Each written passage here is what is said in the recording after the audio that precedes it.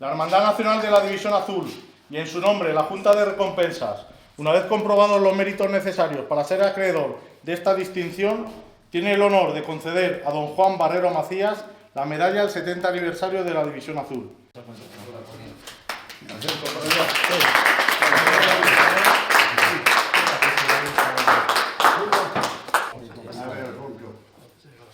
En nuestro orden de la guardia, en el otro. Ahí, En la derecha, en la izquierda. Ahí llevo el Ahí. escudito Muy nuestro. bien. En el corazón, en el lado del corazón. Ahí estamos. Ahí está, perfecto. Muy bien. Ahí está. Muy bien, muchas gracias. Muchas gracias. Muchas gracias a todos los colaboradores y sobre todo también a los divisionarios y a los familiares de los divisionarios. Y sobre todo a Lucinda, despidiéndole a Dios que se mejore.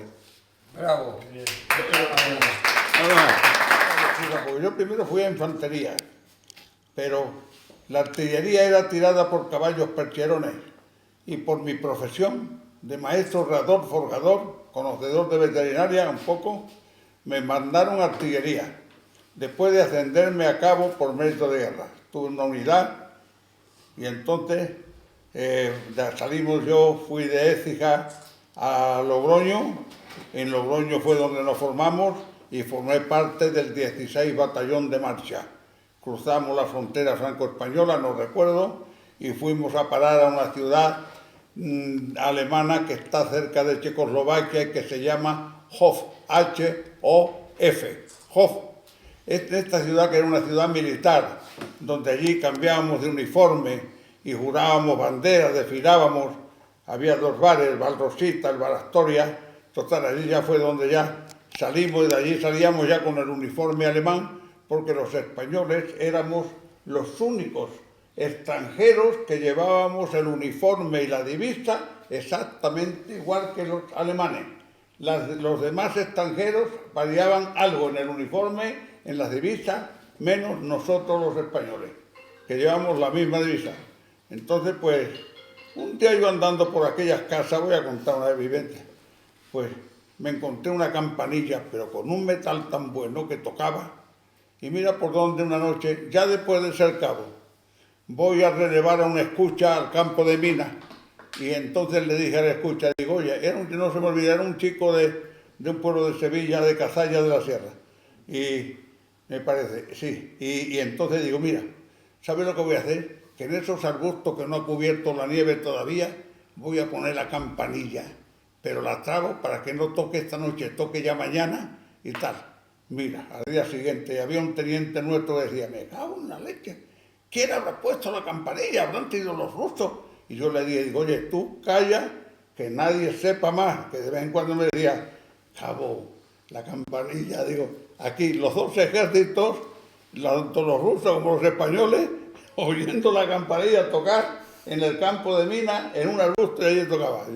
De esa vivencia, bueno, me pasaron allí, pero luego lo pasé bien, en la artillería, pues bien, lo pasé muy bien, me aprendí rápidamente el funcionamiento del goniómetro, y entonces estuve, y entonces voluntario solicité ser cabo de la pieza nómada, porque ellos tenían unos aparatos de localización bastante buenos, y entonces la batería estaba callada y solamente había una pieza que se llamaba la nómada, que eran los que disparamos hoy aquí, mañana allí, y le volvíamos locos, porque no aceptaban a dar con nosotros. Había veces que en el sitio donde habíamos estado, al poco tiempo habían caído 10 cañonazos.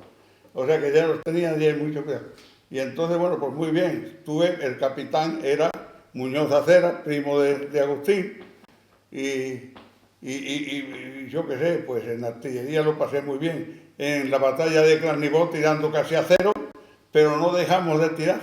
A la novena batería yo era del tercer grupo, séptima, octava y novena. A la novena los rusos le quitaron, me parece que le quitaron 2 piezas.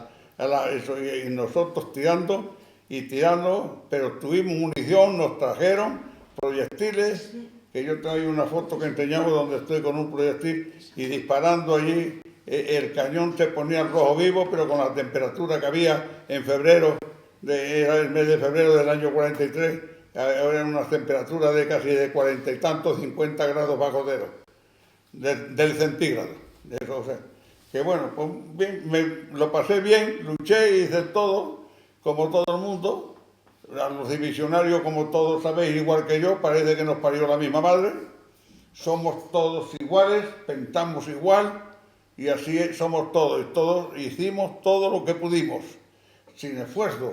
Respetábamos, cambiábamos el capitán y todo, que yo conocía un capitán, que luego después me decía que yo tuve un hermano que era un santo, Huidobro, que era la cuesta de La Coruña, era alférez, capellán de la Legión, y lo mataron ahí en la cuesta que ahora se llama Padre Huidobro, eso, allí, que es la cuesta de las Perdices.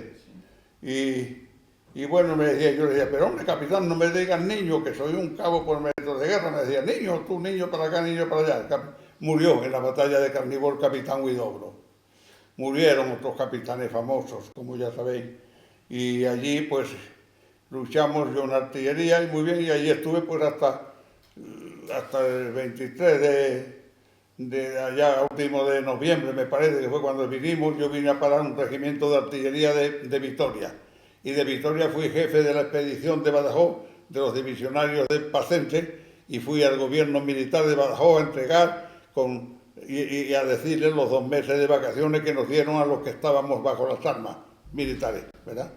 Y entonces, bueno, esa fue la vida. Luego pasé todo eso, y luego ya, como ya entonces tenía que haber ingresado, ingresé en la Guardia Civil, porque por ser nieto de teniente coronel, pues tenía que haber ingresado, pero me fui a Rusia y no hice, y luego ingresé en la Guardia Civil luego, que ahí he visto unas fotografías mías de jovencito, ahí de Guardia Civil, jovencito, y estuve en la Guardia Civil, pero me destinaron a Sevilla y no quise. Me fui voluntario a luchar contra los bandoleros y me destinaron a Huesca, y en Huesca viví 7 años. Estuve en Jaca, en la aduana de Canfrán, subí al puerto de Somport, conocía todas las sierras hasta el río Noguera Ribagorzana, donde está Puente de Montañana y Montañana, y todo allí donde luchamos, porque había veces que pasaban los bandoleros, pasaban hasta con armas automáticas y todo. Pasaban, allí había que cogerlos y había que destruirlos, como lo hicimos luego. Quedaron destruidos por la Guardia Civil. Se terminó los bandoleros comunistas que mandaban desde Francia. Y así está mi vida, muy bien, estoy contento. Mi vida entera, mientras viva, estaré orgulloso de haber pertenecido a la División Azul, y porque fue una cosa que lo hice porque quise, sabiendo muy bien lo que hacía. Fui José Antoniano, aunque no estaba de acuerdo en un punto de José Antonio, la separación de la Iglesia y el Estado. No, soy católico, soy requeté, pero la Iglesia y el Estado debe estar unido a la Iglesia y la Iglesia al Estado, en beneficio de los dos.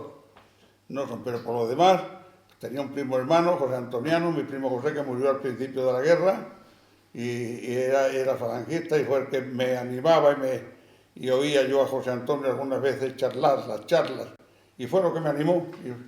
Pues yo tenía 19 años, era jovencito, y no tenía, y luego ya, pues bueno, muy bien. Lo pasé, luché, hice todo lo que pude, y me vine orgulloso, y conocí un compañerismo que jamás todavía existe, de haber tenido tantos compañeros, tan amigos, con mejores que hermanos en la División Azul. ¿Qué quiere que os diga? Pues nada más que esto, que soy un divisionario, como me habéis dicho en un eso, incombustible, y que mientras viva seguiré siendo lo mismo. No cambiaré, soy incólume, y así estaré siempre orgulloso de haber pertenecido a la División Azul.